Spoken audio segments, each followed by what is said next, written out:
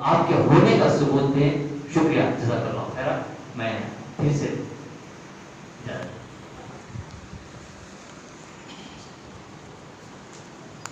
سامعین،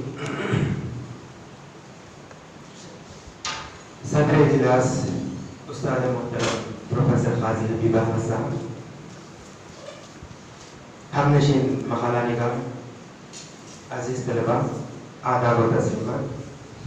میرے مقالے کا عنوان ہے اردو نظموں میں قومی اتحادی کا پیغام. اردو زبان نام ہی مصالحت، محبت، آشتی اور ہم آہنگی کا ہے.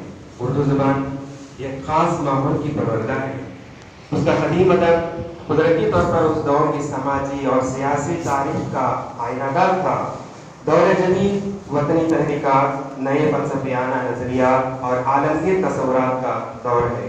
اس سے پہلے تک ہمارا شعر و ادب صرف صلح و آشتی کی فضا پیدا کرنے کا فریضہ انجام دیتا رہا، کبھی منظم اور کبھی غیر منظم انداز میں. اس اتحادی کے اہم اجزاء کے مختلف روپ تھے.